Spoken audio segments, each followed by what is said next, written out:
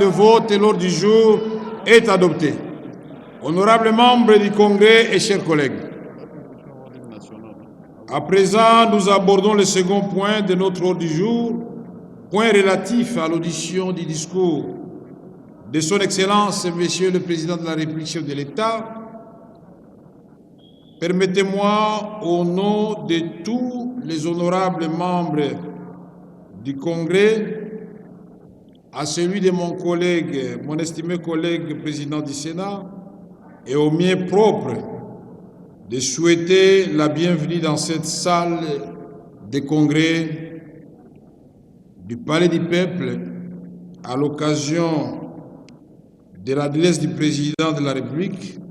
Je voudrais souhaiter la bienvenue à son Excellence, Monsieur le Président de la République, chef de l'État.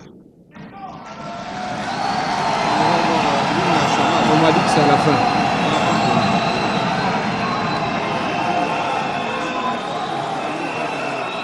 Excellence, Monsieur le Président de la République, chef de l'État, qu'il vous plaise de prendre la parole pour votre message à la nation.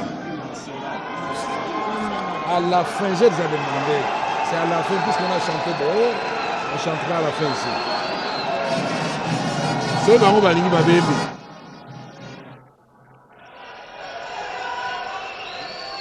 Attendu la partie importante de cette cérémonie. Le président va prendre la parole pour s'adresser à la nation devant les deux chambres du Parlement réunies en congrès. On écoute le garant de la nation.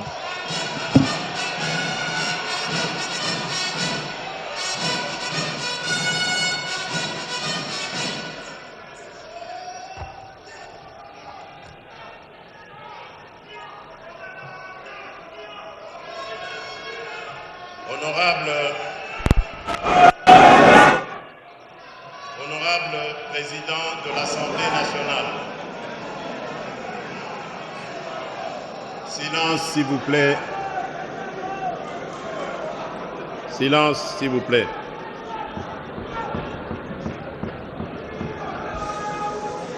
Honorable président de l'Assemblée nationale.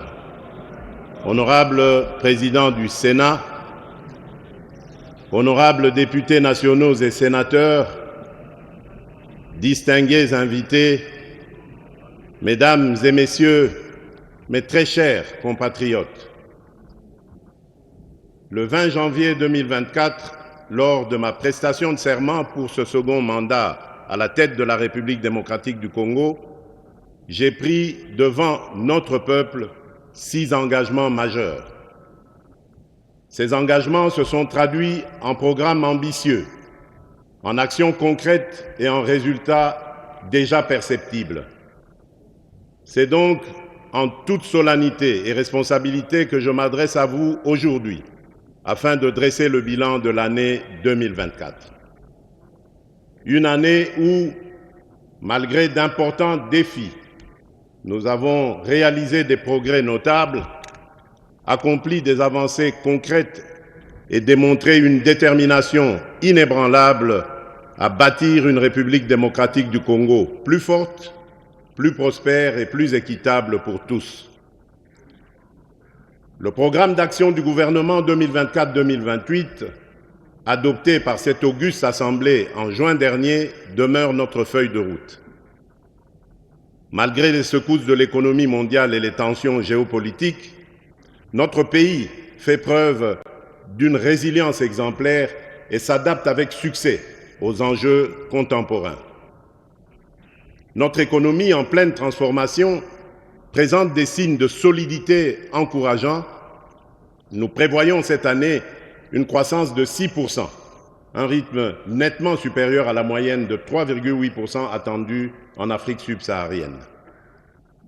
Ce résultat, en dépit d'un léger ralentissement, témoigne de notre résilience face aux défis globaux et locaux et offre l'opportunité de consolider les bases d'une économie plus diversifiée, durable et tournée vers l'avenir.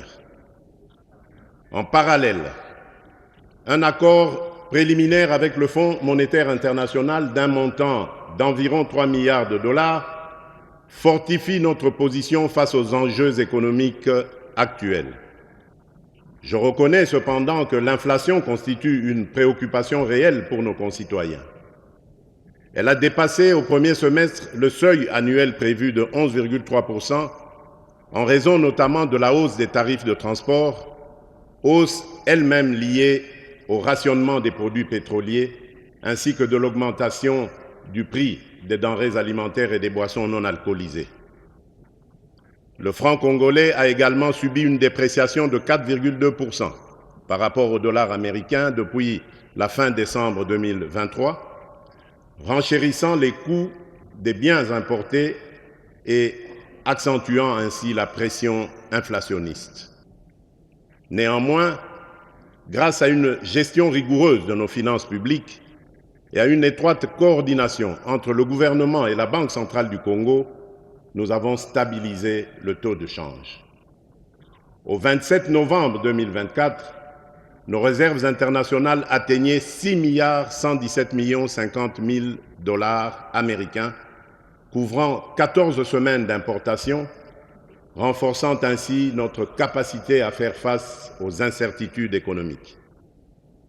Pour répondre aux besoins urgents de la population et soutenir notre croissance économique, nous avons stabilisé le cadre macroéconomique, amélioré l'environnement des affaires et mobilisé des financements à des conditions plus favorables. Ces avancées ont élargi nos marges de trésorerie et permis au Trésor public de financer des projets structurants. Elles ont également relancé, dans le cadre d'un plan d'action accéléré, le financement de projets d'investissement essentiels, notamment le programme local des 145 territoires, le PDL 145T, des infrastructures et voiries de province, ainsi que le développement urbain de Kinshasa. De plus, l'avenant au contrat minier signé avec le groupement d'entreprises chinoises a débloqué des fonds pour entreprendre d'urgence les travaux de voirie de la ville-province de Kinshasa, dont la construction des rocades, la route Mboudi, aéroport de Ndjili, via Kimwenza et Ndjili Brasserie, ainsi que plusieurs routes d'intérêt national. Parmi ces dernières figurent les axes Mbujimai-Nguba via Mweneditu, Kanyama-Kasese-Kalemi via Manono et Luena, Mbujimai-Kabinda, Kindu, Bukavu, ainsi que la route d'Akula dans le Grand Équateur.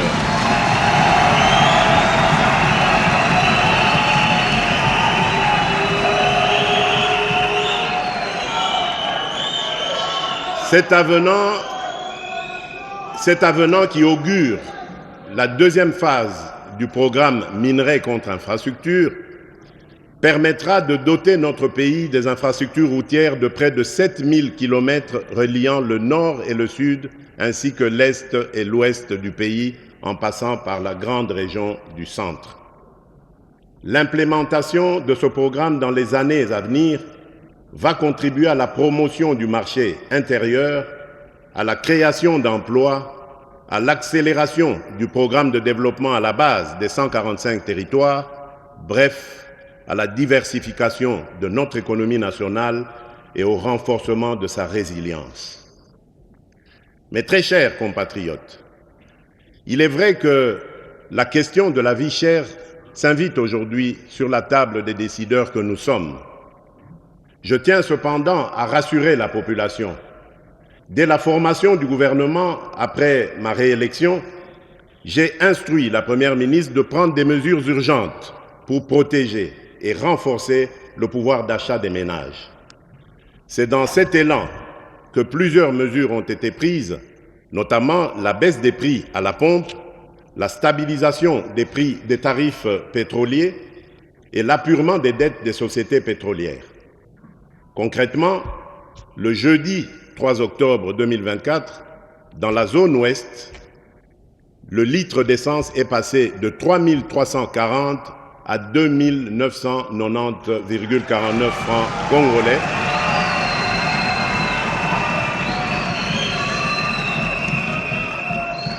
Et celui du gazoil est passé de 3 435 à 2 979,73 francs congolais.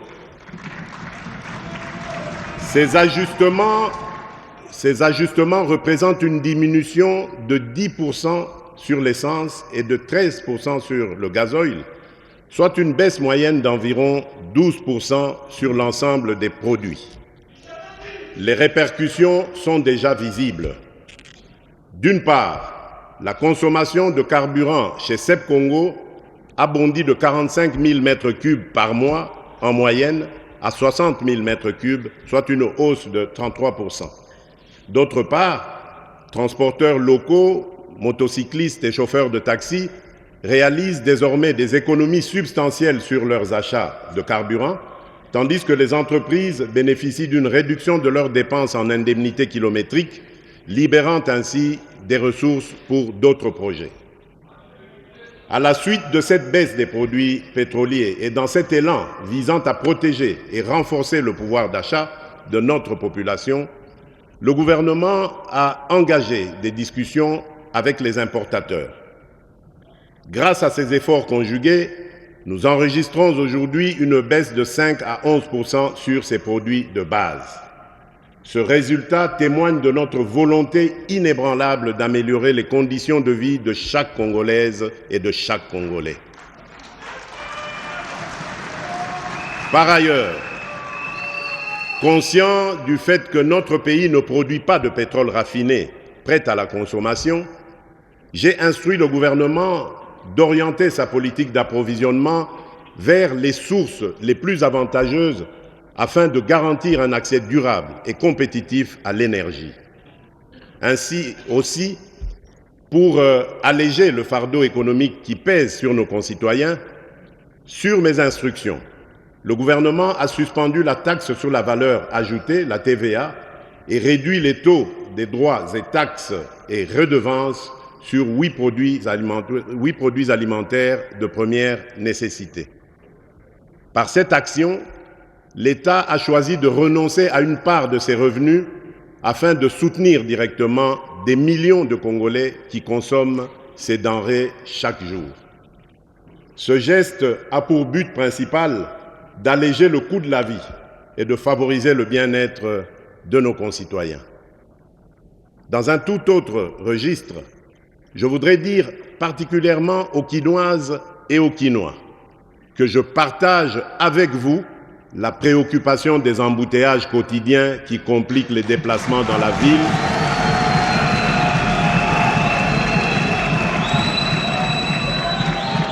la préoccupation des embouteillages quotidiens qui compliquent les déplacements dans la ville et augmentent le coût de la vie pour nos concitoyens. J'ai instruit le gouvernement de procéder à une évaluation approfondie des mesures existantes et de proposer dans les jours à venir des améliorations ou ajustements significatifs pour remédier à cette situation. Honorable Président de l'Assemblée nationale, honorable Président du Sénat, honorables députés nationaux et sénateurs, distingués invités, Mesdames et Messieurs, mes très chers compatriotes, la République démocratique du Congo s'est dotée du plan national stratégique de développement, le PNSD 2024-2028, un cadre ambitieux pour concrétiser la vision de développement du pays à l'horizon 2050. Cette vision repose sur la valorisation des immenses potentiels de nos secteurs extractifs et agricoles, avec pour objectif de bâtir une économie diversifiée, inclusive et résiliente. Au cœur de cette transformation, le secteur agricole joue un rôle central. Garantir la souveraineté alimentaire, réduire la pauvreté, créer des emplois et renforcer la stabilité macroéconomique. L'agriculture devient ainsi le levier stratégique pour convertir nos richesses naturelles en prospérité durable, permettant enfin au sol de prendre sa revanche sur le sous-sol. Malgré des atouts exceptionnels, près de 80 millions d'hectares de terres arables, une diversité climatique remarquable, et l'un des réseaux hydrographiques les plus denses au monde, notre pays peine à révéler pleinement son potentiel agricole. Cette sous-exploitation se traduit par des faibles rendements et une dépendance excessive aux importations alimentaires chiffrée à plus de 3 milliards de dollars américains par an. Les conflits armés dans le nord Kivu, le sud Kivu, l'Ituri, le Mai-Ndombe, le Kwilu et le Kwango, combinés à l'accès limité au financement, aux intrants agricoles et à des infrastructures insuffisantes, entravent profondément les chaînes d'approvisionnement et la production locale. Pour faire face à ces défis, le gouvernement, dans le cadre du programme d'action 2024-2028, a mis en œuvre, dès 2024, des initiatives concrètes visant à redynamiser le secteur agricole. Celles-ci ciblent les producteurs locaux, ménages, coopératives et entrepreneurs afin d'accroître la productivité et de consolider la production nationale. En s'appuyant sur ces efforts, notre nation entend réduire sa dépendance alimentaire, renforcer sa souveraineté économique et faire de l'agriculture le levier d'une croissance inclusive et durable en parfaite harmonie avec les aspirations de la vision 2050. Dans notre détermination de mettre progressivement et efficacement fin à l'insécurité alimentaire à laquelle se trouvent exposés nombreux de nos compatriotes, après l'investiture du gouvernement, des efforts importants ont été déployés pour relever ces défis aussi bien dans le secteur agricole que celui de la pêche et de l'élevage. S'agissant de l'agriculture, pour la saison en cours lancée par le gouvernement, il importe de retenir que des agriculteurs ont bénéficié entre autres de 350 tracteurs pour la mécanisation et d'1,5 million de lots de matériel aratoire, de 5 millions de tonnes de semences, de 37 millions de mètres linéaires de boutures de manioc, de 500 tonnes de fertilisants minéraux et de 70 séchoirs à énergie solaire pour maïs. Pour faciliter la mobilité,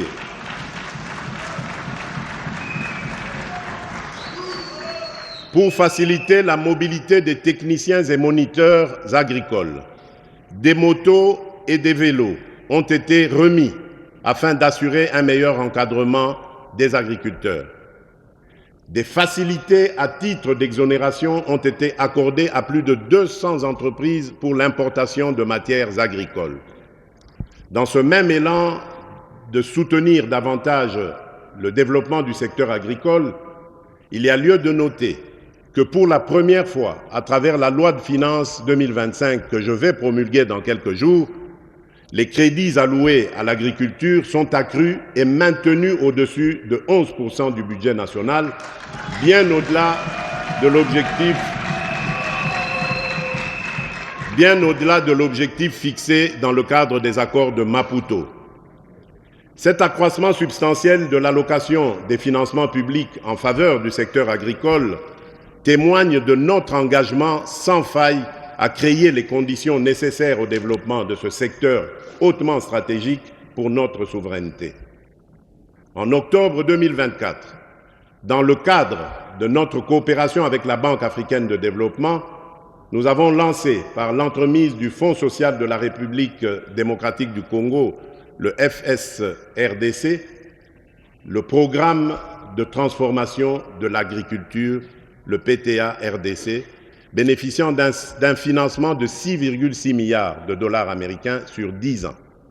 En outre, avec le soutien financier de la Banque mondiale, je salue la mise en place du Registre national des agriculteurs, l'opérationnalisation d'un système d'assurance agricole face aux risques récurrents, ainsi que l'appui offert à plus de 30 000 ménages agricoles en matière d'accès aux semences et aux équipements aratoires dans le cadre du Programme national de développement agricole, le PNDA.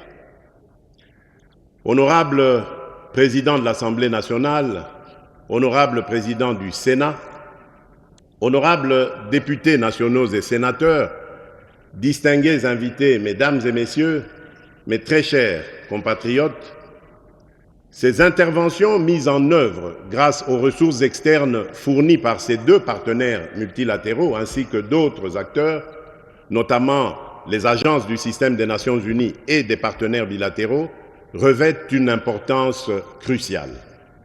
Elles répondent à la situation particulière de notre pays, en particulier dans les zones gravement affectées par les ravages des guerres et des conflits, ainsi que dans les provinces sévèrement touchées par l'insécurité alimentaire. Dans cette dynamique de redressement et de développement agricole, des initiatives concrètes et prometteuses sont en cours. Ces efforts s'appuient également sur des expériences réussies, telles que celles menées par le service national à Kanyamakasese, dans la province du Haut-Lomami, qui illustrent le potentiel d'une approche intégrée et collaborative pour renforcer la production agricole nationale. Lors de ma récente visite à Kanyamakasese, j'ai pu mesurer l'ampleur des progrès réalisés. Sur ce site, près de 5000 hectares de maïs ont été emblavés durant la campagne agricole en cours et seront récoltés dès le début de 2025. Avec un rendement prévu de 5 tonnes par hectare, c'est environ 25 000 tonnes de maïs qui s'ajouteront aux 2500 tonnes déjà entreposées. De plus, le cheptel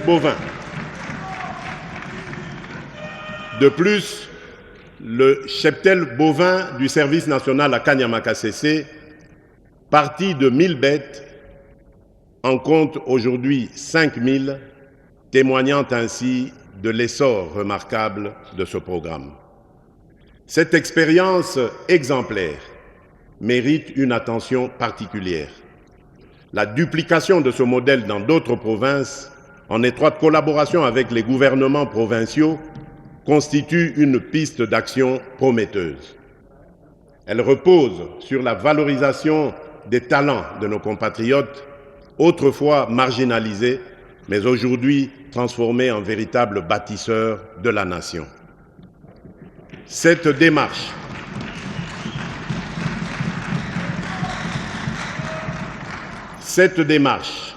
adaptée aux spécificités de chaque région, appelle à une mise en œuvre urgente pour maximiser son impact et répondre efficacement aux défis de notre agriculture. Dans cette même perspective, le gouvernement, avec le concours de mon cabinet, s'est engagé à amorcer la mise en œuvre de l'initiative de développement des agropoles à travers les 145 territoires du pays, ainsi que la promotion des parcs agro-industriels. Ces projets stratégiques, complémentaires aux pôles de développement agro-pastoraux, visent à accélérer la transformation agricole nationale tout en renforçant les bases d'une économie diversifiée. Des travaux préliminaires, notamment la cartographie des sites et les préévaluations, ont déjà été réalisés. La prochaine étape consistera à finaliser les études de faisabilité technique qui sont sur le point d'être lancées. Par ailleurs, le partenariat public-privé sera mobilisé de manière active pour garantir la réussite de ces initiatives. En toute urgence, ces efforts doivent s'appuyer sur un cadre légal et des mesures d'accompagnement adaptées au secteur agricole afin de garantir leur mise en œuvre et leur pérennisation.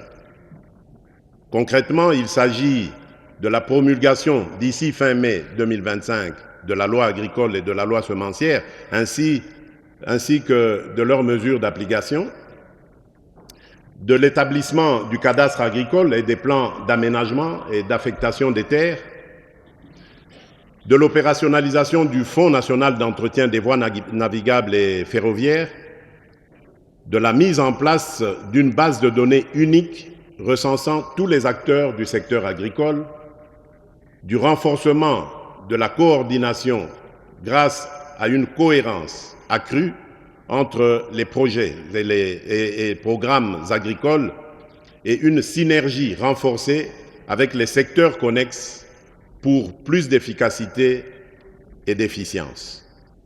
Ainsi, je consacre l'année 2025 au parachèvement de ces réformes afin que la gouvernance agricole permettent enfin à ce secteur de libérer pleinement son potentiel. L'autosuffisance alimentaire ne doit plus être un simple slogan, mais devenir une réalité. Nous en avons les moyens.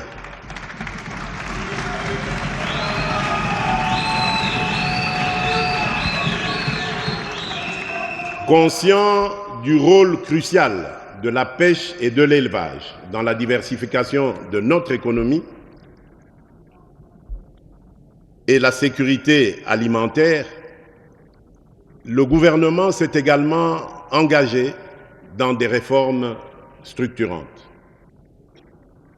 Pour surmonter les obstacles qui freinent l'augmentation de la production animale et halieutique, le ministère de la Pêche et de l'Élevage a distribué intrants et équipements à des milliers de pêcheurs artisanaux, notamment dans les provinces de la Chopo, du Tanganyika et de Kinshasa, renforçant ainsi leur capacité productive. Poursuivant cette dynamique, le gouvernement a honoré ses engagements concernant l'acquisition de 8 bateaux de pêche industrielle. Les dernières formalités et ajustements techniques seront rapidement achevés afin de les mettre en service dans les meilleurs délais. De plus, pour relancer la filière avicole, un programme ambitieux a été adopté en octobre 2024, prévoyant le développement de 8 pôles à travers le pays. Ces pôles soutiendront les petits éleveurs, les fermes et les PME, consolidant la croissance de ce sous-secteur. Pour assurer la viabilité et maximiser l'impact de ces initiatives, je m'engage à allouer des ressources supplémentaires à l'encadrement, à la professionnalisation et à l'accompagnement des pêcheurs et des éleveurs. Enfin, l'Office national de pêche et d'aquaculture verra ses capacités opérationnelles renforcées afin de mener à bien sa mission au service de notre nation. Honorable Président de l'Assemblée nationale, honorable Président du Sénat, honorables députés nationaux et sénateurs, distingués invités, Mesdames et Messieurs, mes très chers compatriotes, le développement de notre secteur agricole ne se réalisera pleinement que si les conditions indispensables sont réunies dans les zones rurales. À ce titre, l'accélération de la mise en œuvre du programme de développement local des 145 territoires constituera une priorité majeure en 2025. Dans ce cadre, le projet de loi des finances 2025, soumis à l'examen du Parlement, prévoit des ressources substantielles pour des investissements stratégiques. La construction de routes de desserte agricole dans le volet 2, l'installation de réseaux d'eau potable et de microcentrales photovoltaïques dans son volet 3, ainsi que l'aménagement de marchés modernes et d'espaces de vie dans son volet 5, tel que défini dans la composante 1 du dit programme.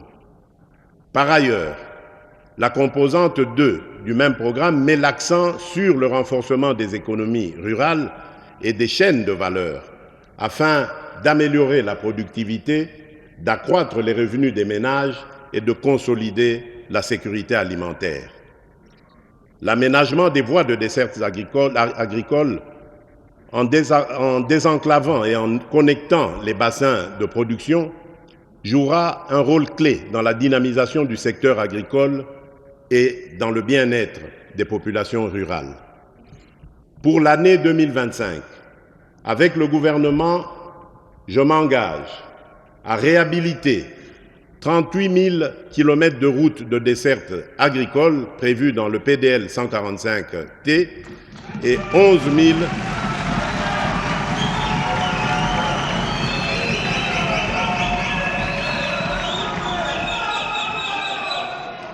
11 423 km de routes prioritaires supplémentaires en un an, en déployant des brigades routières dans chaque province pour un entretien régulier.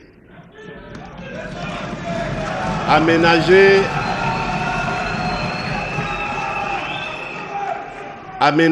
11 432 km de voies navigables destinées à la desserte agricole et construire des entrepôts portuaires adaptée.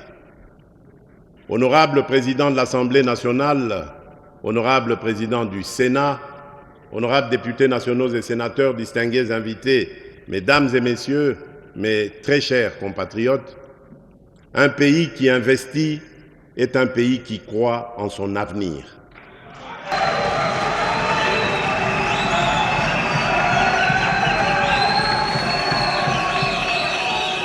La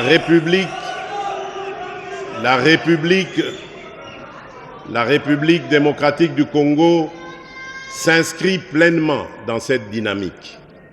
Je tiens à souligner l'importance de nos projets structurants qui, pas à pas, façonnent notre destin. Ils transforment nos ambitions en réalisations concrètes et insufflent espoir et confiance à chaque Congolaise et à chaque Congolais. Dans la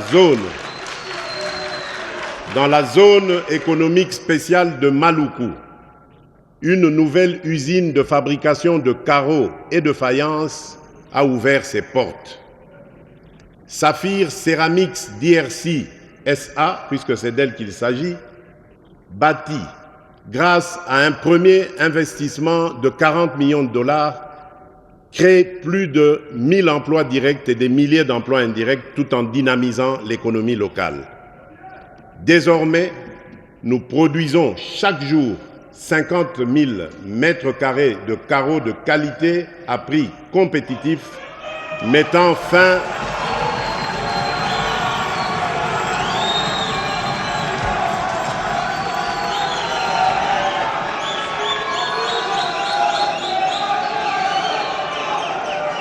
Je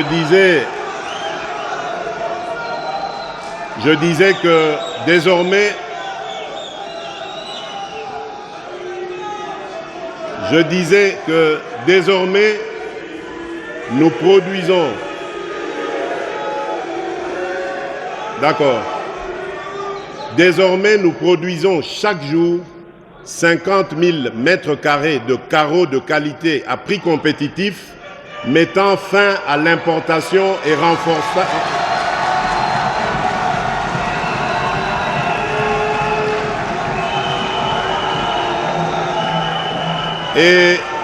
renforçant ainsi la fierté de consommer congolais. À proximité de là, Varom Beverages RDC SARL, franchise de Pepsi Cola, a lancé la production de boissons gazeuses avec une capacité de 1,2 million de bouteilles par jour.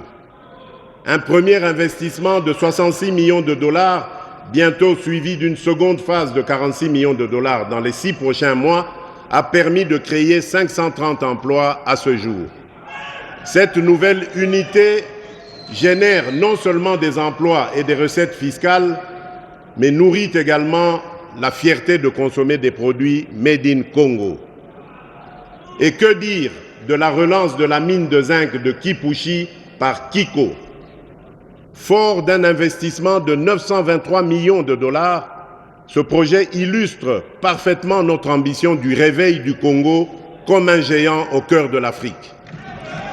Chaque mois,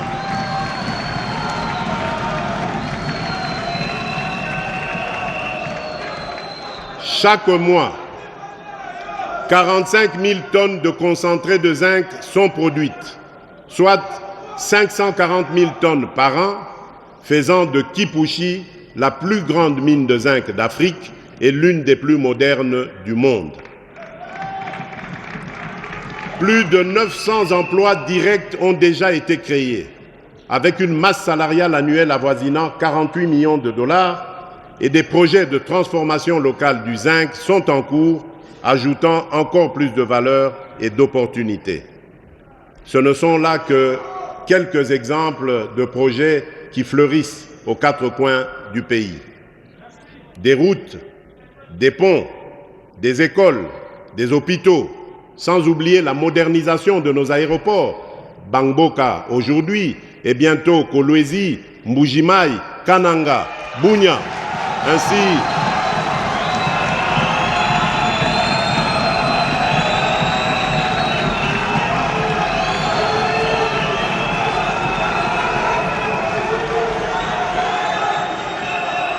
Je disais des routes, des ponts, des écoles, des hôpitaux, sans oublier la modernisation de nos aéroports, Bangboka aujourd'hui, et bientôt Kolwezi, Mbujimai, Kananga, Bunia, ainsi que le balisage et l'électrification de l'aéroport de Kalemi. La République démocratique du Congo est un immense chantier, un pays en mouvement qui se construit un avenir radieux. Mesdames et messieurs, ce n'est que le début. Notre belle République démocratique du Congo poursuit sa marche en avant et l'avenir nous réserve encore de nombreux succès et autant de raisons d'être fiers.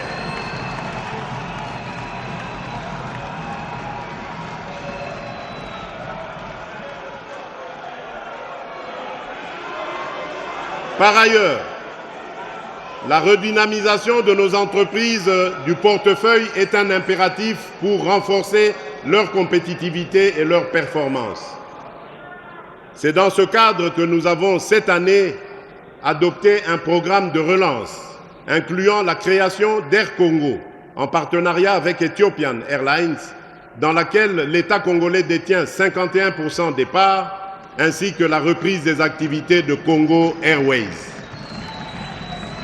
En outre, la tenue des États généraux en cours permettra d'adopter des recommandations claires définissant la trajectoire pour relancer l'ensemble de nos entreprises étatiques.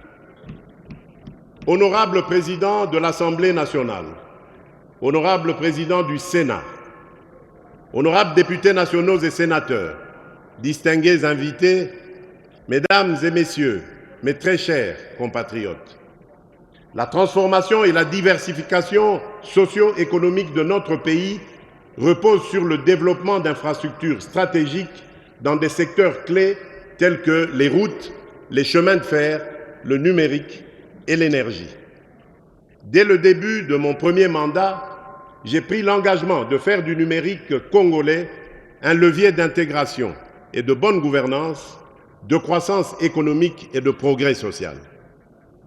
Pour réduire la fracture numérique, principalement causée par un déficit d'investissement, nous avons mis en place des incitatifs financiers destinés à attirer davantage d'investisseurs dans le déploiement de la fibre optique.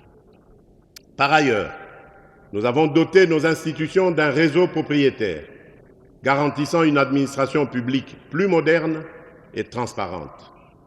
De plus, nous avons décidé d'intégrer systématiquement la pose de la fibre optique dans tous les projets de construction et de réhabilitation des routes à travers le pays.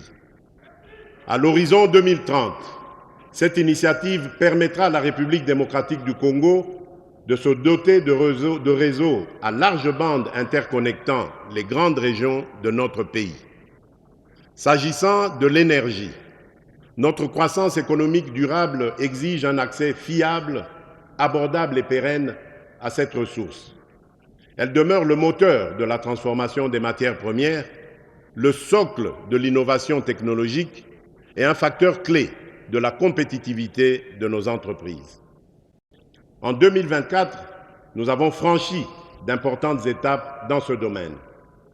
Parmi ces réalisations, nous retenons l'achèvement des travaux de réhabilitation du groupe G25 de la centrale hydroélectrique d'Inga 2, qui devrait produire 1,2 million de mégawattheures supplémentaires, la poursuite de la mise en œuvre du plan directeur 2024-2028 de la SNEL SA, avec la réhabilitation de la ligne en courant continu Inga-Kolwezi, des stations de conversion et des parcs de production.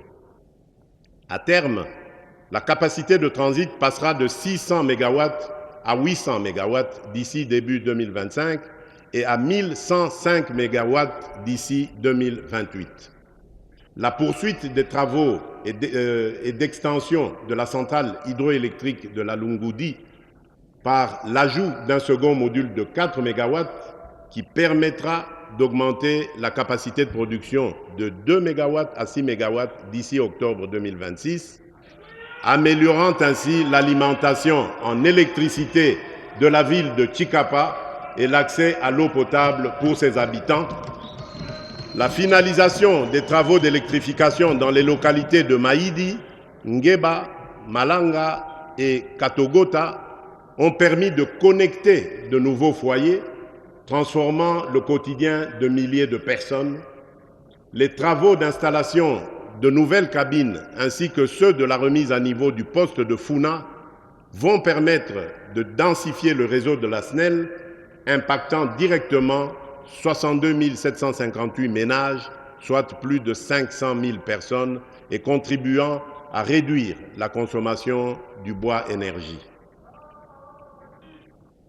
Le programme de densification des réseaux électriques du secteur privé au nord et sud Kivu, malgré un contexte sécuritaire difficile dans les agglomérations de Butembo, Beni, Lubero, Rutshuru, Niragongo et Goma, a permis d'alimenter 26 000 ménages et petites et moyennes entreprises, soit environ 210 000 personnes. Le démarrage des travaux de réhabilitation sur les groupes G23, G24 et G26 de la centrale d'Inga 2 permettra à terme de produire 2 millions de mégawattheures supplémentaires pour soutenir la demande croissante et améliorer la desserte.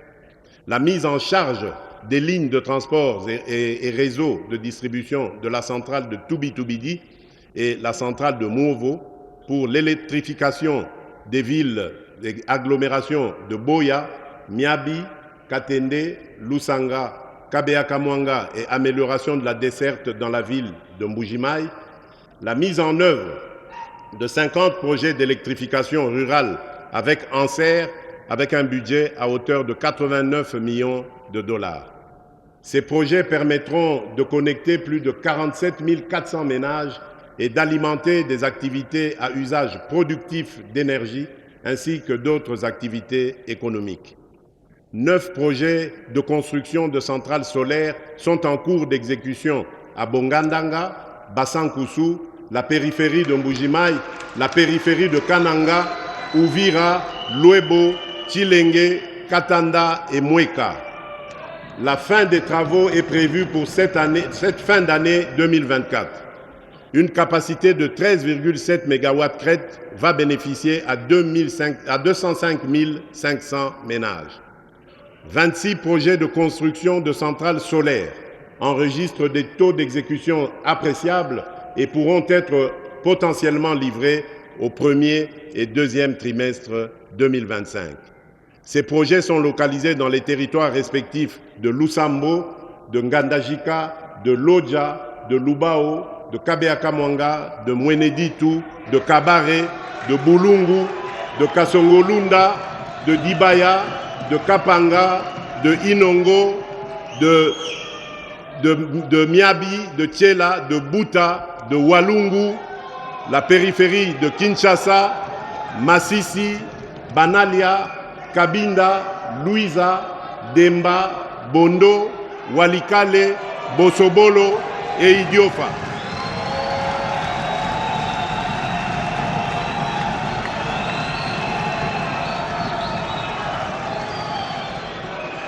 Pour une capacité de 15,9 MW qui vont bénéficier à plus de 238 875 ménages.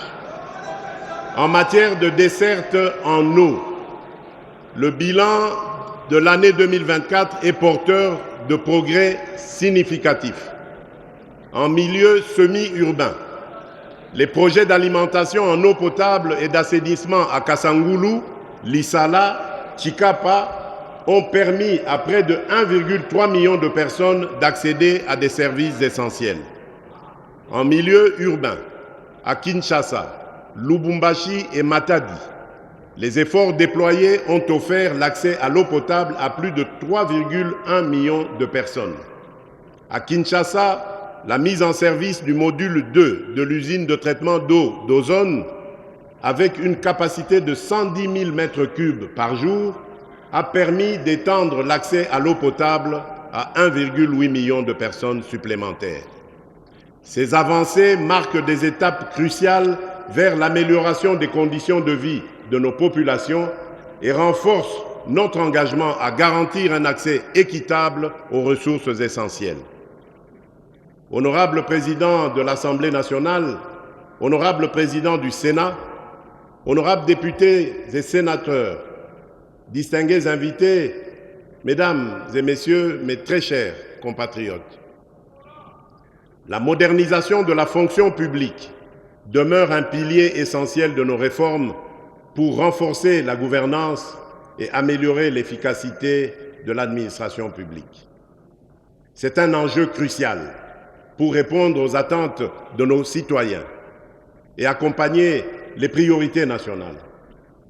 Un État fort et prospère repose sur des hommes et des femmes intègres, porteurs d'un sens élevé du devoir.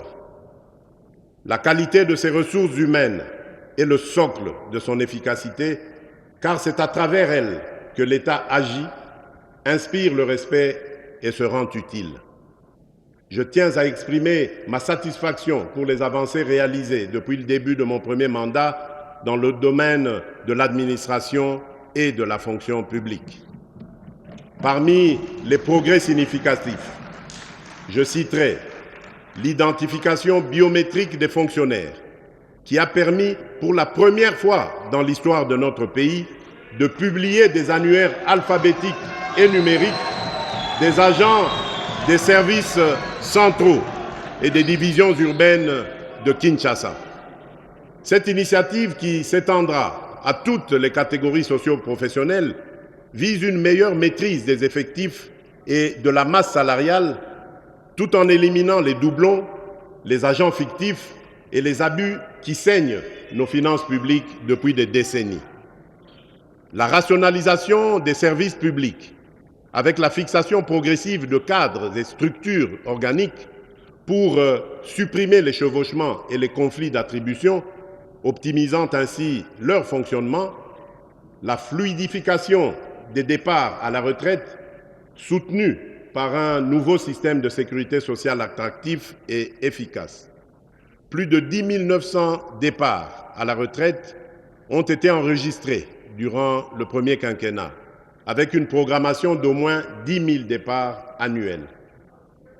Cette démarche apporte dignité et reconnaissance aux anciens serviteurs de l'État.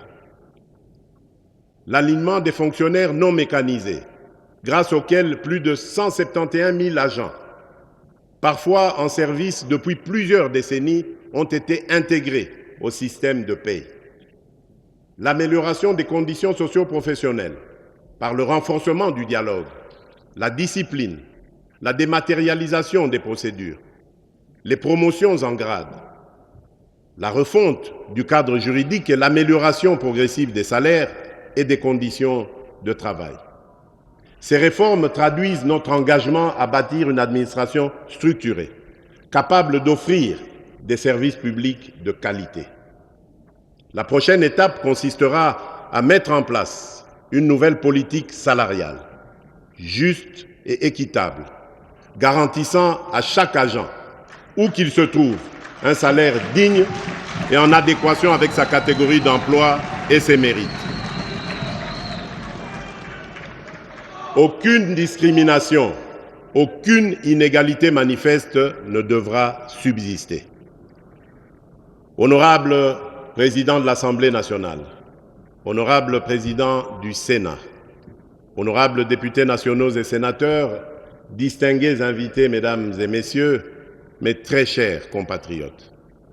Depuis le lancement officiel de la couverture santé universelle, le 5 septembre 2023, avec un premier paquet de soins consacré à la gratuité de la prise en charge des femmes enceintes et des nouveau-nés, le gouvernement a poursuivi sa mise en œuvre en 2024. À l'aide de fonds propres et du soutien de partenaires, près de 57 millions de dollars ont été alloués pour démarrer ce programme à Kinshasa et dans le Congo central. grâce à un financement supplémentaire de 73 millions de dollars obtenu via la restructuration du programme multisectoriel de nutrition et de santé, appuyé par la Banque mondiale, le programme a été étendu à 11 autres provinces, couvrant désormais une grande partie du pays. La revue de la première année de gratuité des accouchements révèle des résultats très encourageants. Plus de 1,3 million de femmes ont bénéficié de ces services dans 4 300 établissements de soins, tandis que 1 155 structures ont été équipées et 454 000 enfants malnutris ont été pris en charge. Ces efforts ont entraîné une baisse de la mortalité néonatale et une augmentation de l'espérance de vie des Congolais. À ce jour, la gratuité des accouchements est effective dans 13 provinces, avec une extension prévue à l'ensemble des provinces en 2025. Parallèlement, des mesures sont en cours pour assurer la prise en charge des soins de santé des agents publics et de leurs familles avant fin 2025.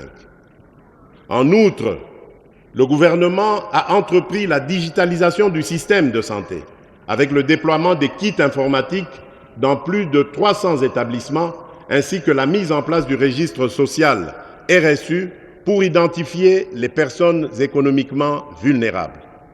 Ce projet, en phase pilote, a déjà enregistré 413 341 personnes, soit 78 739 ménages dans 6 provinces, avec une cible supplémentaire de 31 500 ménages vulnérables dans la commune de Limete à Kinshasa.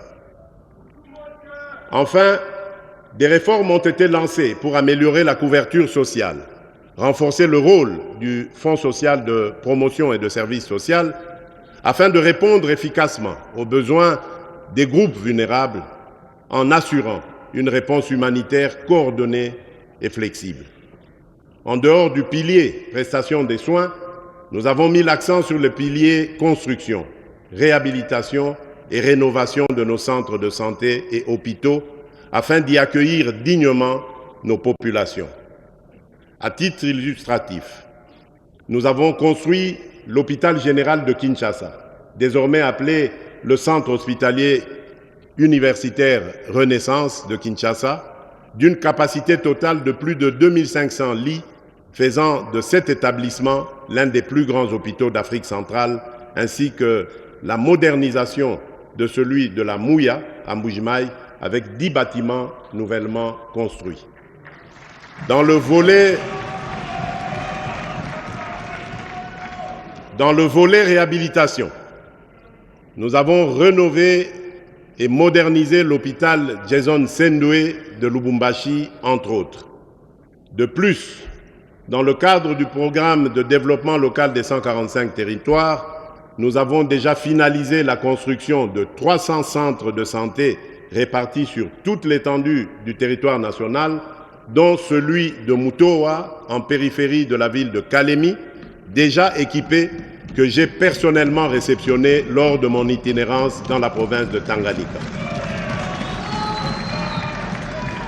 Honorables députés nationaux et sénateurs, Mesdames et Messieurs, dans le cadre des efforts visant à garantir un accès équitable aux soins, une attention particulière est accordée aux personnes vivant avec handicap afin d'assurer leur inclusion et leur droit à des services de santé adaptés et de qualité.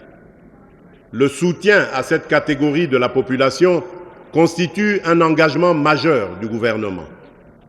Cette année, des réformes légales et réglementaires ont été mises en œuvre pour promouvoir leurs droits, notamment avec la création d'un secrétariat général leur dédié. Cela a permis le recrutement de 2000 agents, dont 60% sont des personnes vivant avec handicap ou issues de groupes vulnérables. Par ailleurs, le Fonds national d'appui à l'autonomisation et à l'accessibilité des personnes vivantes avec handicap a été opérationnalisé. Ce fonds finance des projets visant à renforcer leur autonomie et à lutter contre la pauvreté sur l'ensemble du territoire national. En complément, le gouvernement a débuté l'application d'une des résolutions des États généraux de l'enseignement supérieur et universitaire consistant à réduire les frais académiques pour les étudiants en situation de handicap.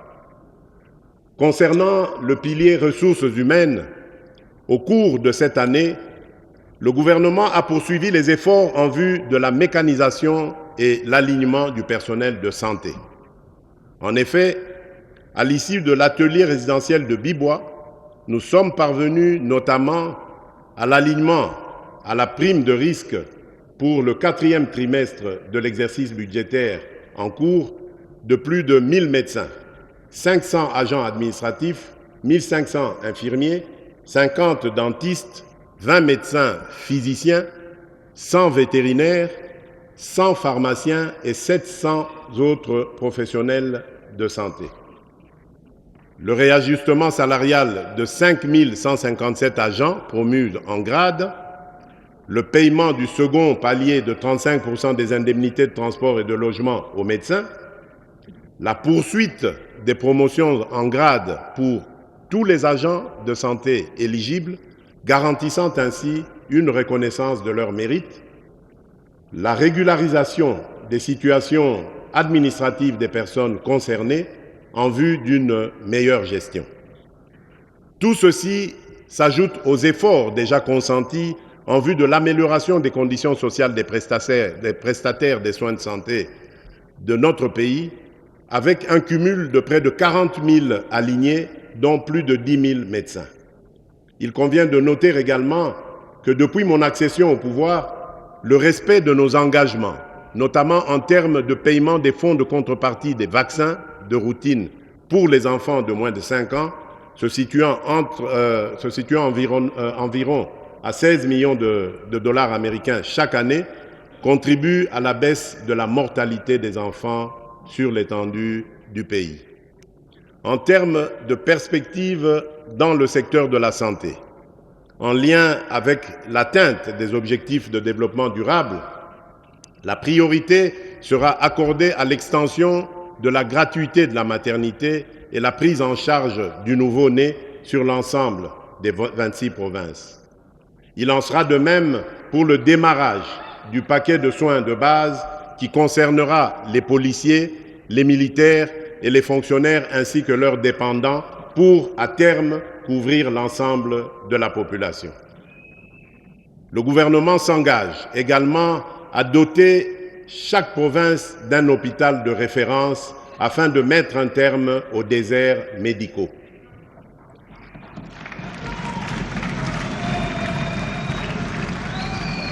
Nous poursuivrons nos efforts sans relâche pour construire un système de santé robuste et résilient, apte à prévenir, préparer et répondre efficacement aux grandes endémies et épidémies telles que le Mpox, le choléra, la tuberculose, le VIH-Sida, le paludisme, les fièvres hémorragiques virales, les infections respiratoires et plus récemment une maladie inconnue affectant la province du Kwango. Nous nous engageons aussi à investir dans la production locale de médicaments, de vaccins et d'autres intrants de santé afin de mieux gérer les crises récurrentes, réduire notre dépendance aux importations massives et créer, ce faisant, plusieurs milliers d'emplois pour notre jeunesse.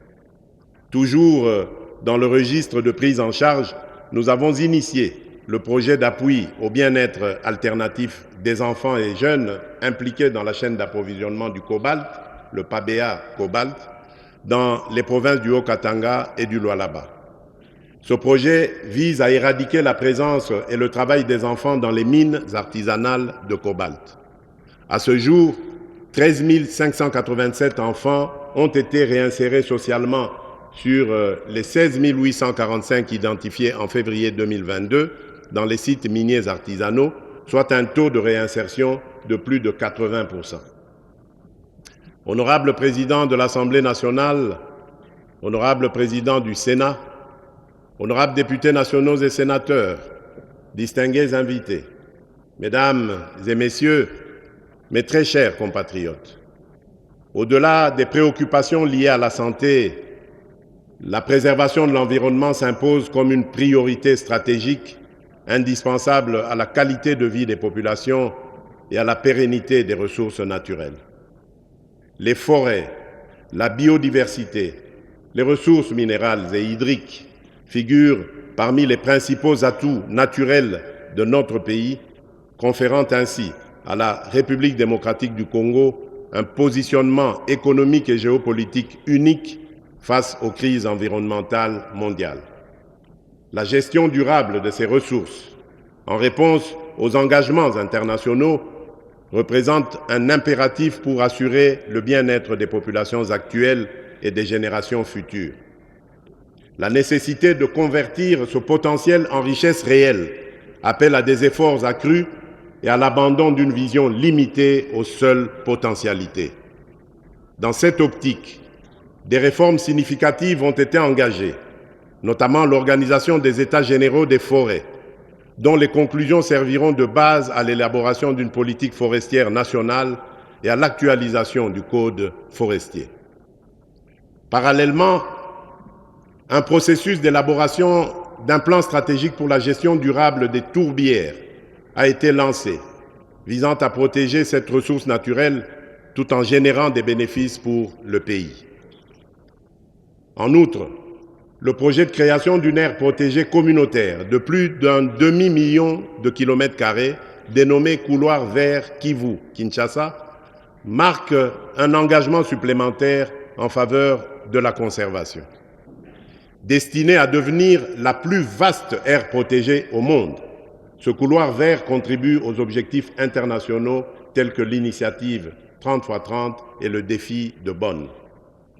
Ce couloir vise à préserver et à restaurer les forêts tropicales humides, les tourbières et d'autres écosystèmes cruciaux, tout en favorisant l'agriculture de conservation, indispensable à la résilience climatique et au développement durable.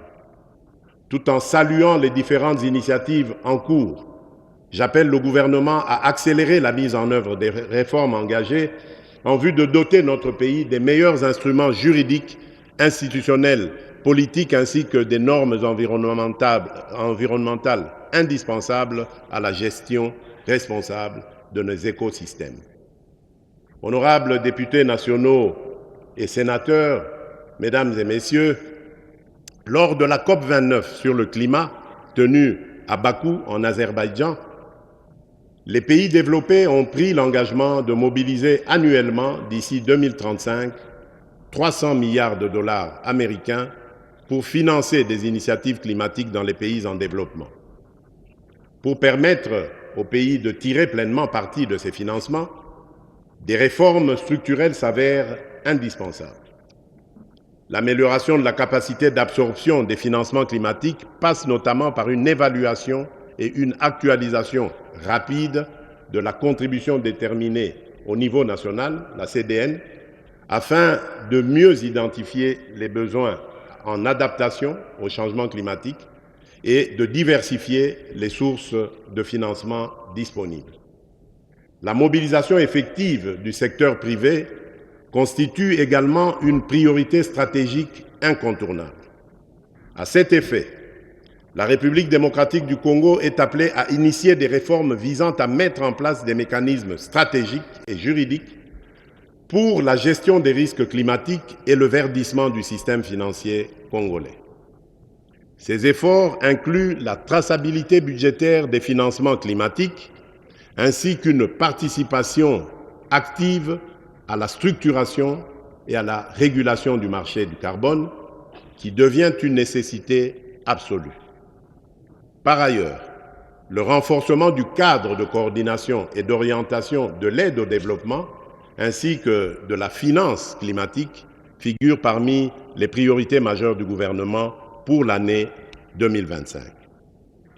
Ces initiatives visent à aligner les ambitions climatiques du pays avec les opportunités de financement international, tout en assurant une gestion durable et transparente des ressources mobilisées dans la continuité des efforts pour préserver l'environnement et garantir un développement durable. La gestion des déchets émerge comme un enjeu central nécessitant des actions concrètes pour réduire leur impact sur les écosystèmes et améliorer les conditions de vie des populations. Ainsi, depuis le mois d'août dernier, nous avons lancé le programme de gestion des déchets d'équipements électriques, électroniques et pneumatiques, le DEEP, pour financer les opérations d'assainissement à travers le pays, grâce à la perception de l'éco-contribution auprès de tous les importateurs de ces types d'équipements vers notre pays. La réussite de ces multiples efforts ne pourra être possible que dans une perspective de collaboration interinstitutionnelle avec le renforcement du partenariat public-privé. Ceci nous permettra d'assurer la valorisation à grande échelle de ces déchets et de créer ainsi un modèle d'économie circulaire dans notre pays. Dans cette optique, le gouvernement a décidé d'accorder des facilités fiscales et parafiscales à certaines sociétés qui opèrent dans le secteur des déchets plastiques à Kinshasa. Parallèlement aux défis environnementaux, l'éducation nationale reste un pilier fondamental pour le développement socio-économique, en formant les générations futures et en renforçant les capacités humaines nécessaires à la transformation du pays. Honorables députés nationaux et sénateurs, mesdames et messieurs, comme vous le savez, j'avais fait de la gratuité de l'enseignement primaire une des principales priorités de mon premier mandat. Au cours des dernières années, nous avons réalisé des avancées significatives. La prise en charge à ce jour par le Trésor public de 279 145 enseignants, nouvelles unités, aussi bien au niveau maternel, primaire que secondaire, ainsi que le personnel des bureaux gestionnaires, témoigne à suffisance notre détermination à améliorer notre système éducatif. C'est à ce même titre que le gouvernement a organisé au mois d'août dernier des assises de la commission paritaire gouvernement-banque syndicale de l'éducation nationale et nouvelle citoyenneté à Bibois, afin d'assurer l'assainissement du fichier PAY et l'identification des enseignants non payés dans le but de déterminer l'enveloppe salariale devant être projetée au cours de l'année 2024-2025. Tous ces paris gagnés méritent d'être consolidés afin d'assurer l'amélioration des conditions socio-professionnelles des enseignants ainsi que les infrastructures scolaires.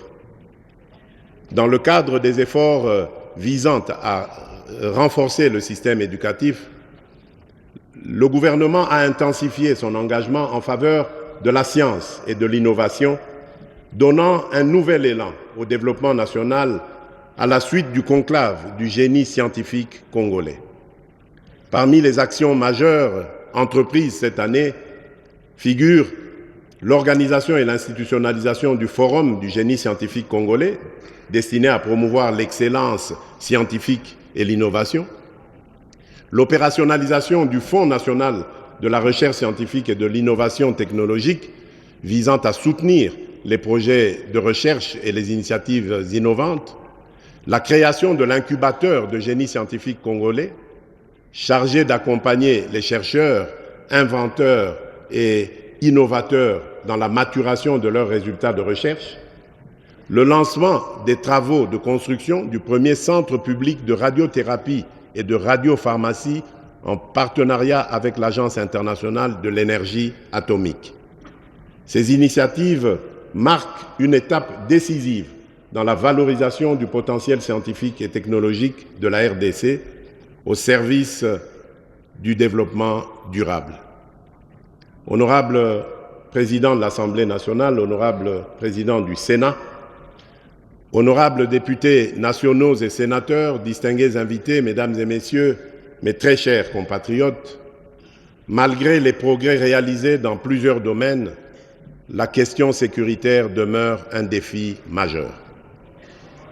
Notre pays reste confronté à des rébellions persistantes, dont l'agression de l'armée rwandaise et des terroristes du M23 qui entravent la stabilité nationale, le développement et l'amélioration des conditions de vie de nos concitoyens.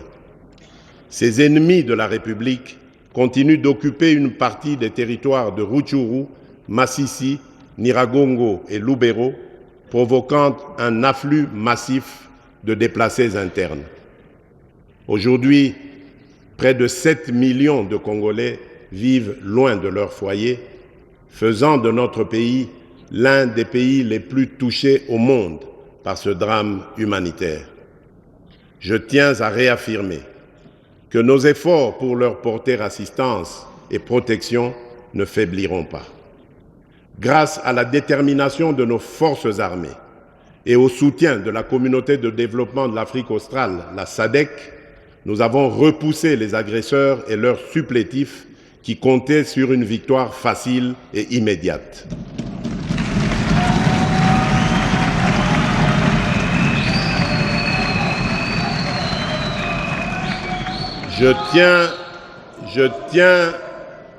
Je tiens à exprimer ma profonde gratitude au président João Manuel Gonçalves Lourenço de la République d'Angola pour son engagement résolu en tant que médiateur dans la quête de la paix à l'est de notre pays. Je remercie également la SADC qui vient de renouveler d'une année le mandat de sa mission en République démocratique du Congo, la SAMI DRC, témoignant ainsi de son attachement aux principes de sécurité collective et de son appui dans le processus de pacification. L'opérationnalisation du plan de programmation militaire lancé l'an dernier et poursuivi cette année rendra nos forces armées plus efficaces sur le terrain. J'ai la conviction que cette approche contribuera à rétablir définitivement la paix et à préserver l'intégrité territoriale de notre nation.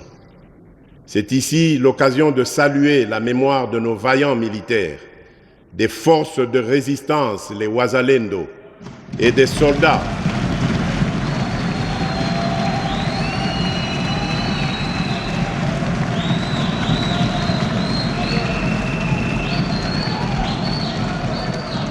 C'est ici l'occasion de saluer la mémoire de nos vaillants militaires, des forces de résistance, les Wazalendo, et des soldats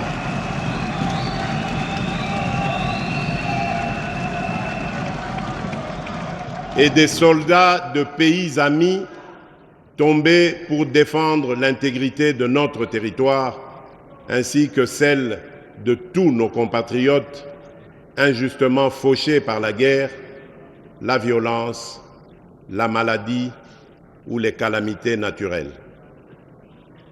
En leur honneur, je vous invite à vous lever et à observer un moment de recueillement.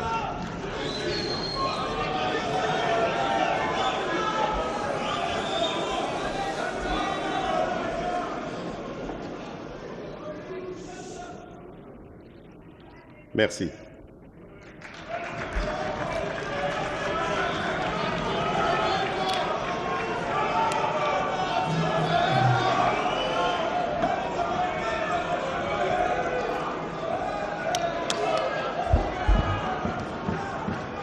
Honorables députés nationaux et sénateurs, mesdames et messieurs, au-delà des déplacements massifs de population provoqués par la guerre, un phénomène alarmant s'observe. Le dépeuplement progressif de certains territoires stratégiques, suivi de leur repeuplement par des populations étrangères implantées par le Rwanda.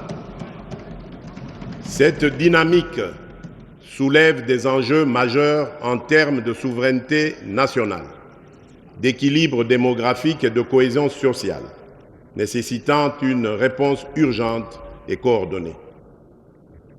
S'agissant de l'état de siège, j'ai instruit Madame la Première ministre de procéder à l'évaluation sur le terrain des mesures de son assouplissement décidées l'année passée.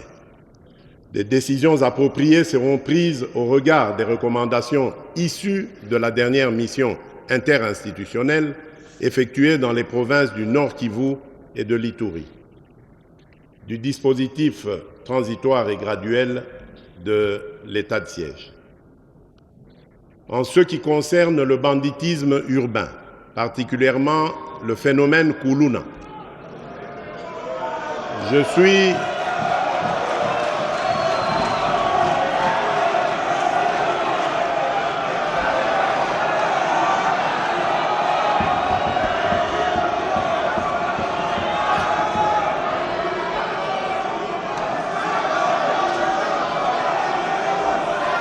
En ce qui concerne le banditisme urbain, particulièrement le phénomène Kuluna, je suis fermement convaincu que, outre le renforcement des moyens des services de sécurité, il est essentiel d'adopter rapidement des mécanismes efficaces de réinsertion pour les jeunes désœuvrés.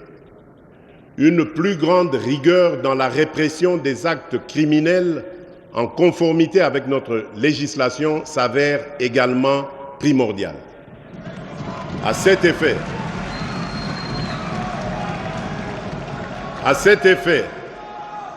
le gouvernement a lancé le processus de dotation en matériel roulant à la police nationale et aux administrations et aux administrateurs de territoire pour leur itinérance. Aussi, dans le cadre de la participation directe des citoyens à la gouvernance sécuritaire, il a été mis en place des comités locaux et provinciaux de sécurité. Ce processus a déjà permis l'élaboration pour la ville de Kinshasa des plans locaux de sécurité dans les communes de Kisenso, Matete, Bumbu, Lingwala, Ngaba, alors que ceux des communes de Makala, Kimbanseke, Njili, Selembao, Massina sont en cours d'élaboration.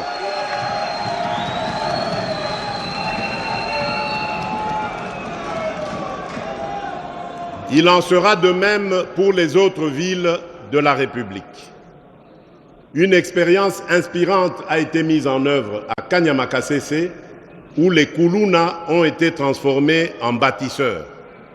Au lieu de les considérer uniquement comme des criminels, le gouvernement a choisi d'engager ces jeunes dans des projets de développement communautaire. En les intégrant dans des initiatives constructives, nous avons non seulement réduit la criminalité, mais également redonné un sens à leur vie en leur offrant des opportunités de travail et de réinsertion sociale. Toutefois, l'État restera intraitable face à ceux qui tourneront le dos aux opportunités de réinsertion sociale offertes. Face à eux, la loi s'appliquera dans toute sa rigueur. Honorables députés nationaux et sénateurs, honorables députés nationaux et sénateurs, mesdames et messieurs, s'agissant toujours de la question de la sécurité, il est essentiel de relever particulièrement que le domaine des affaires coutumières, l'une des sources non négligeables de certains conflits susceptibles de générer de l'insécurité à grande échelle, doit aussi attirer l'attention du gouvernement. Au cours de l'année écoulée, le gouvernement a entrepris plusieurs initiatives pour assainir ce secteur afin d'anticiper sur les conflits. Parmi ces initiatives, on peut noter le lancement d'une vaste opération pour résorber les crises nées des litiges d'origine coutumière. Une politique nationale de prévention et de règlement des conflits coutumiers a été validée le 13 octobre 2024, marquant le début des réformes importantes, y compris le renouvellement des commissions consultatives de règlement des conflits coutumiers à travers le pays. La tenue des audiences foraines à Kinshasa les 4 et 5 novembre 2024 et à Goma le 14 novembre 2024 pour traiter les conflits coutumiers et communautaires. Ces initiatives se poursuivront dans d'autres provinces par le ministère en charge de la question. Les activités de médiation et de réconciliation menées à ce jour dans les provinces du Sud Kivu, du Mai-Ndombe, de la Chopo et du Tanganyika, en vue de pacifier les zones touchées par des conflits intercommunautaires. La certification des entités coutumières pour contribuer à la régulation de leur administration et à la mise en place de données fiables pour la gestion de ce secteur. La reconnaissance des chefs coutumiers par la signature d'arrêtés ministériels collectifs en vue de renforcer la sécurité juridique et rétablir l'autorité de l'État. Le projet pilote de reconnaissance et régularisation de plus de 350 chefs coutumiers au Haut-Ouélé, envoyant un signal fort aux autres provinces sur l'engagement du gouvernement à toucher toutes les entités coutumières, la protection et la promotion des droits des peuples autochtones qui demeurent une priorité dans notre programme. Les affaires coutumières sont un pilier de notre société et un vecteur de paix. En renforçant le rôle des chefs coutumiers et en améliorant la gestion des affaires coutumières, nous contribuerons à la stabilité de notre pays et à la cohésion de nos communautés. Mes chers compatriotes, autant avec l'arrivée des éleveurs Mbororo dans le Haut-Ouélé en quête de pâturage qu'avec les diverses communautés ethniques dont regorge notre pays, le contrôle des terres est un problème qui a engendré des tensions entre les communautés locales, exacerbées par des conflits liés aux ressources et des actes de pillage. Pour répondre à cette situation, le gouvernement a initié plusieurs actions, notamment le dialogue intercommunautaire, le renforcement de la sécurité, la mise en place de programmes d'intégration, la sensibilisation aux droits et devoirs. Ces mesures visent à apaiser les tensions et à instaurer une coexistence durable entre les communautés visiteuses et les populations locales, tout en garantissant la sécurité et l'équité pour toutes les parties concernées. Honorable Président de l'Assemblée nationale, Honorable Président du Sénat, honorables députés et sénateurs, distingués invités, Mesdames et Messieurs, mes très chers compatriotes, l'un des leviers essentiels pour assurer efficacement la sécurité des personnes et de leurs biens, tout en protégeant les investissements et en favorisant la croissance économique, est la justice. Fidèle aux dispositions de notre Constitution et épaulé par nombre de nos compatriotes qui œuvrent souvent au péril de leur vie, je n'ai jamais ménagé mes efforts pour instaurer un véritable état de droit. Nous partageons l'objectif de disposer d'un appareil judiciaire solide, apte à mettre fin à l'impunité et à garantir l'égalité de tous devant la loi.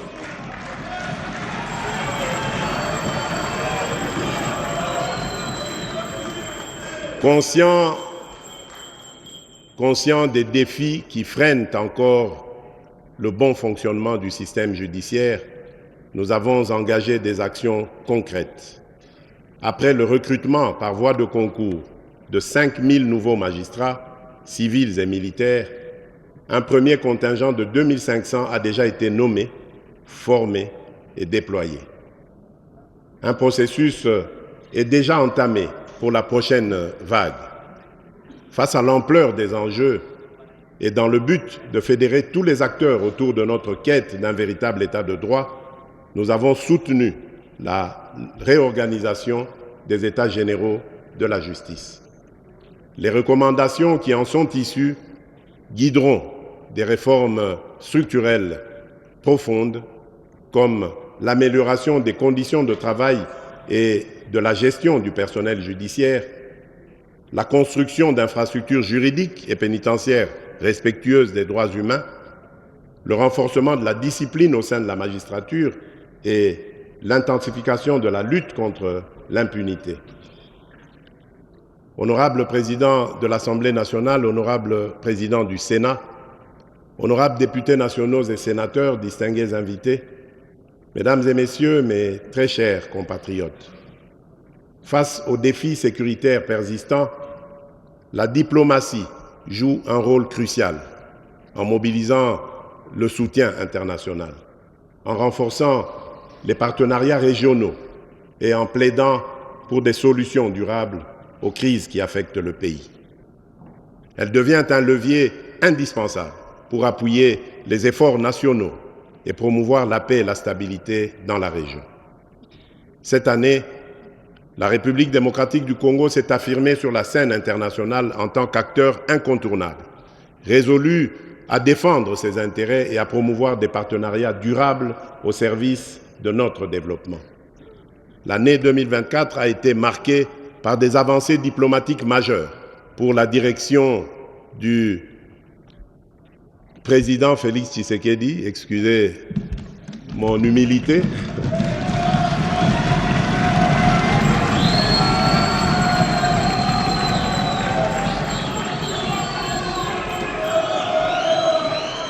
Reflétant l'engagement de la République démocratique du Congo à promouvoir ses intérêts stratégiques sur les scènes régionales, continentales et internationales. Notre élection au Conseil des droits de l'homme des Nations Unies, suivie de notre candidature imminente au Conseil de sécurité comme membre non permanent, témoigne de la reconnaissance internationale de notre engagement pour la paix et les droits humains et nous offre une tribune privilégiée pour promouvoir et défendre les droits humains.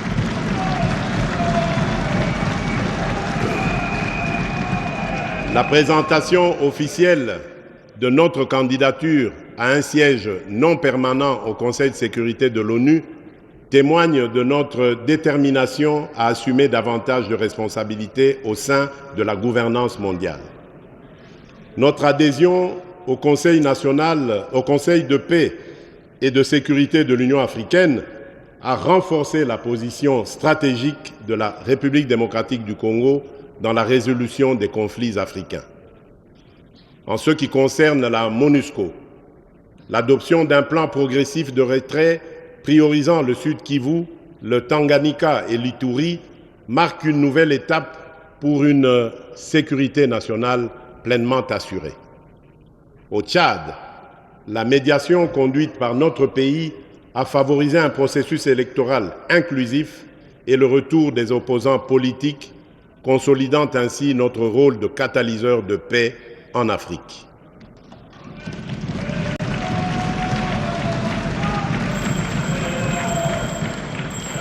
Par ailleurs, notre participation au Forum sur la coopération sino-africaine, le FOCAC, s'est traduite par la signature d'accords clés avec la Chine, touchant notamment les infrastructures, l'énergie et les mines, tout en veillant à une exploitation équilibrée de nos ressources stratégiques, en particulier le cobalt et le cuivre. Enfin, la conclusion d'un protocole d'accord multilatéral pour le développement du corridor de Lobito, reliant la République démocratique du Congo, l'Angola et la Zambie, ouvrira de nouvelles perspectives de connectivité régionale et stimulera nos échanges économiques. Ces accomplissements ne sont pas de simples distinctions. Ils reflètent notre ambition de participer activement à la construction d'un monde plus juste et plus solidaire. Nos partenariats militaires avec les Nations Unies, notamment à travers la MONUSCO, visent à garantir une transition sécuritaire ordonnée et durable. Par ailleurs, la présidence congolaise du Conseil de paix et de sécurité de l'Union africaine a permis de plaider pour une vision panafricaine de paix et de solidarité. Honorable Président de l'Assemblée nationale, honorable Président du Sénat, honorables députés nationaux et sénateurs réunis en congrès, mes chers compatriotes, dans le cadre des efforts pour renforcer la cohésion sociale et promouvoir le développement humain, les secteurs de la culture, du genre, de la jeunesse, des sports et du tourisme occupent une place essentielle parce que contribuant à l'épanouissement des citoyens et à la valorisation des richesses de notre pays.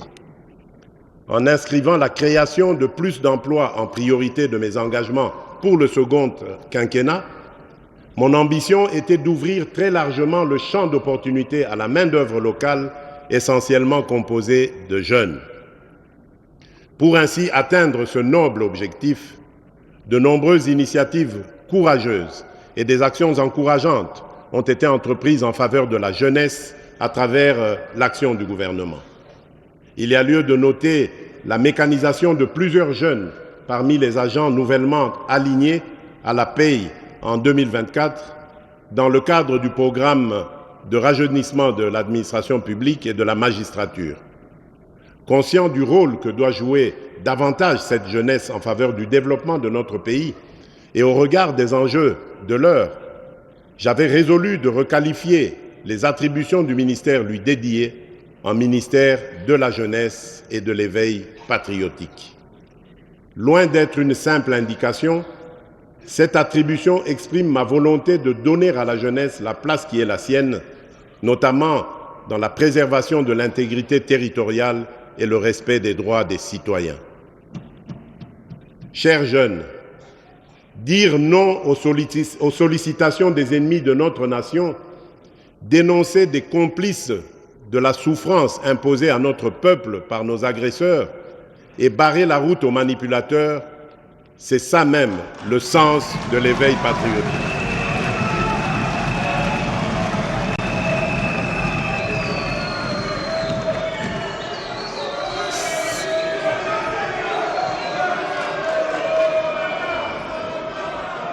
Chers jeunes, dire non aux sollicitations des ennemis de notre nation, dénoncer les complices de la souffrance imposée à notre peuple par nos agresseurs et barrer la route aux manipulateurs, c'est ça même le sens de l'éveil patriotique. Cette année est aussi celle qui nous a servi, au-delà des contraintes, à accentuer notre engagement pour l'éducation des jeunes à travers le sport. Ainsi, pour activer le réveil du sport congolais, plusieurs disciplines ont reçu le soutien du gouvernement central et de la population en général, donnant une énergie supplémentaire aux athlètes qui composent nos équipes nationales et nos clubs. Comment ne pas évoquer les exploits sportifs de nos équipes nationales, de nos clubs, de nos compatriotes porte-étendards du pays sur l'échiquier national et international qui se sont distingués, autant par leur réussite collective que leur performance individuelle, faisant briller les couleurs de notre drapeau national. En obtenant des instances internationales, l'organisation à Kinshasa de plusieurs compétitions régionales, comme la 26e édition du championnat d'Afrique des Nations de handball senior dames, nous avons obtenu l'inscription de notre pays sur la liste des nations africaines aux grandes ambitions sportives. Pour assumer ces ambitions, nous avons poursuivi cette année les travaux de construction et de réhabilitation des infrastructures sportives dans quelques provinces du pays. L'inauguration prochaine du Centre culturel et artistique des pays d'Afrique centrale à Kinshasa, grâce à notre coopération avec la Chine, positionne le pays comme un hub régional de la créativité. Un espace dédié à l'expression, à la formation, à l'innovation et aux échanges entre créateurs de tous les pays de la sous-région et du continent dans son ensemble, ainsi que ceux de la diaspora. Mes chers compatriotes, depuis mon accession à la magistrature suprême, j'ai fait de la protection des droits de l'homme et de la lutte contre les violences basées sur le genre une priorité nationale. Cette année, malgré les tentatives de dénigrement de nos détracteurs visant à affaiblir notre position sur la scène internationale, des progrès significatifs ont été réalisés. Parmi les avancées concrètes figure l'installation de centres intégrés offrant les services multisectoriels pour une prise en charge holistique des victimes dans plusieurs provinces, l'actualisation de la base de données pour mieux documenter et traiter les cas d'abus, ainsi que la poursuite de la campagne Tolérance zéro contre les violences sexuelles et l'impunité.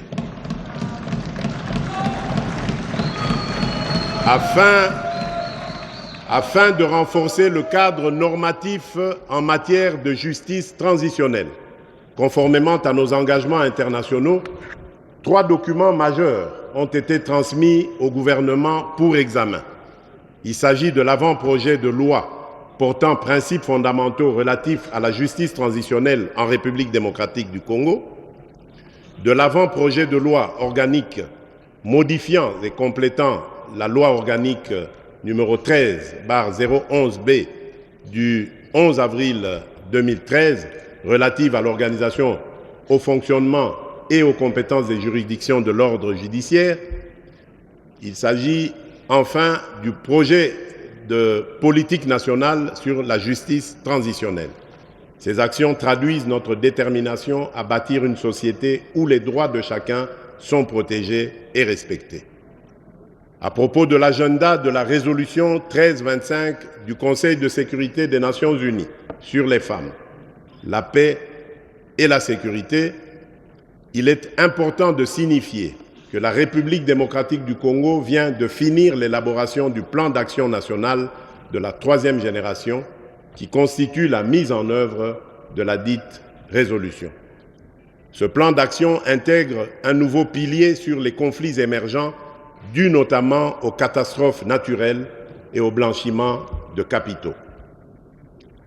Honorables députés nationaux et sénateurs, mesdames et messieurs, notre action sur le front étatique représente une avancée majeure pour la République démocratique du Congo. Trop longtemps, notre histoire a été racontée à travers les prismes de la guerre et de la souffrance. Aujourd'hui, nous affirmons notre droit à écrire notre propre récit, celui d'un peuple résilient, talentueux, riche de sa diversité et de ses innombrables opportunités. Nos médias, tant publics que privés, seront pleinement mobilisés pour accomplir cette mission. Le processus de modernisation entamé par la radio-télévision nationale congolaise et l'Agence congolaise de presse se poursuivra et s'étendra à toutes les 26 provinces de notre pays.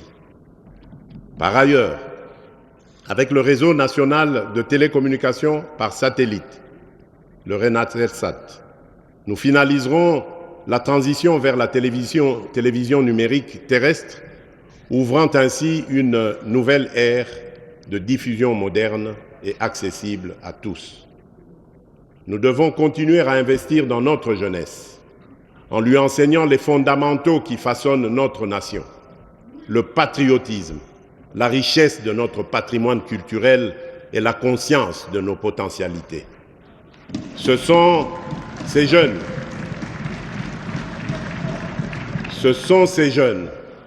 nos éclaireurs, qui porteront demain le récit inspirant de notre pays.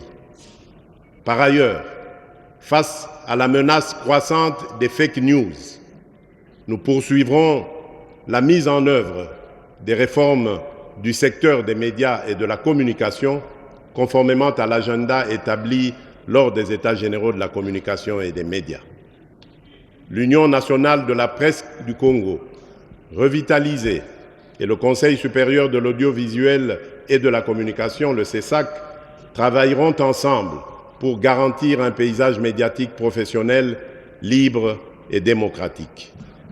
Enfin, le front médiatique s'harmonise avec les fronts diplomatiques, judiciaires et militaires pour protéger une image forte, positive et unifiée de notre pays. Nous restons fermement engagés car maîtriser notre récit et notre image est une condition essentielle de notre souveraineté, de notre dignité et de notre prospérité collective.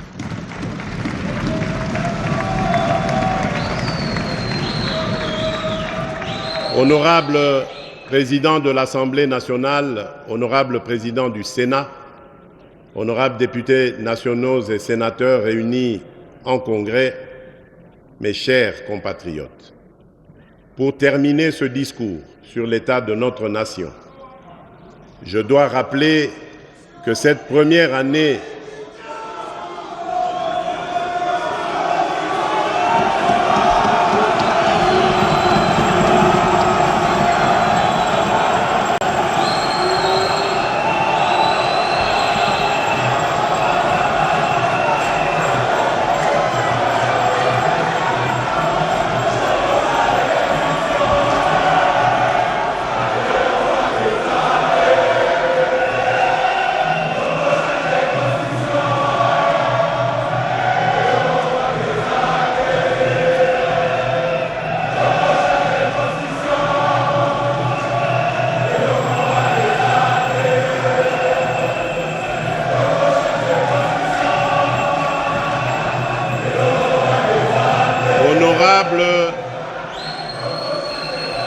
Honorable Président de l'Assemblée nationale, honorable Président du Sénat, honorables députés et sénateurs réunis en congrès,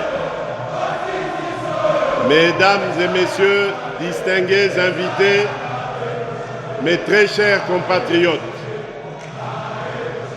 pour terminer ce discours sur l'état de la nation, je dois rappeler que cette première année de mon nouveau mandat a été marquée par un démarrage raté, ou plutôt retardé, j'allais dire, notamment en raison du temps nécessaire mis pour la désignation de la Première ministre et la mise en place des institutions conformément aux prescrits de notre Constitution. Ces délais, bien que contraignants, étaient indispensables pour respecter les échéances et les procédures fondamentales de notre démocratie. Cependant, cette situation nous invite à une réflexion commune. Il est peut-être temps d'engager une réflexion nationale sur une réforme constitutionnelle.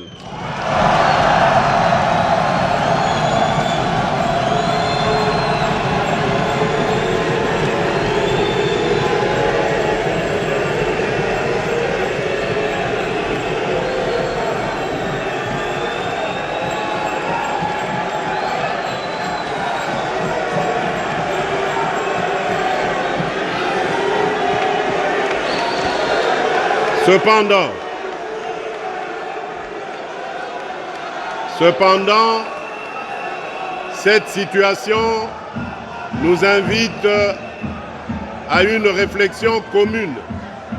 S'il vous plaît, silence s'il vous plaît. Cependant, cette situation nous invite à une réflexion commune. Il est peut-être temps d'engager une réflexion nationale sur une réforme constitutionnelle afin d'éliminer les failles qui ralentissent le fonctionnement de notre appareil étatique. Cette démarche consiste uniquement à lancer une initiative visant à inviter nos compatriotes à une réflexion sincère pour bâtir un cadre institutionnel plus adapté aux réalités et aux aspirations de notre peuple.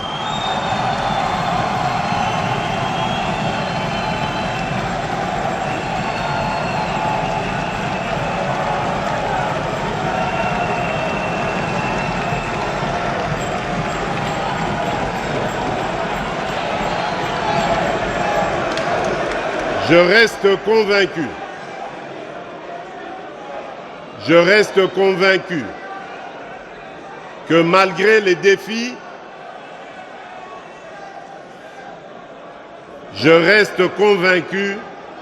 que malgré les défis, unis, nous pouvons transformer nos potentialités en richesses réelles, nos faiblesses en force et notre diversité en un facteur de cohésion. À tous, je voudrais redire, tout est possible à celui qui rêve, ose et n'abandonne pas.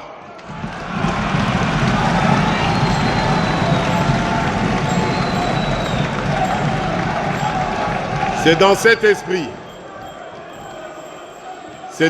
esprit que je réaffirme mon engagement indéfectible à servir la République démocratique du Congo et son peuple. Que vive la République démocratique du Congo, que Dieu bénisse la République démocratique du Congo et son peuple.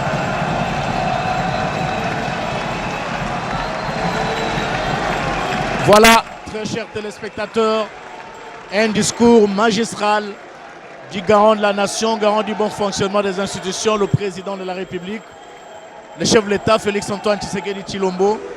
Discours commencé à 12h10 et le discours se termine à 13h05. Chef de l'État,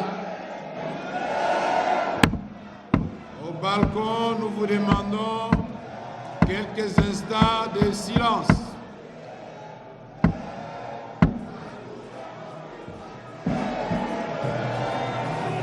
Prochainement, nous prendrons des mesures conformes au règlement intérieur. Et ceux qui chantent doivent cesser. Le moment est solennel. Nous devons clôturer en beauté ce congrès. Excellence, Monsieur le Président de la République, chef de l'État, nous venons de suivre avec beaucoup d'attention votre discours sur l'état de la nation. Qu'est-ce que j'allais dire? Votre discours magistral et plein d'espoir sur l'état de la nation. Nous vous en remercions très sincèrement.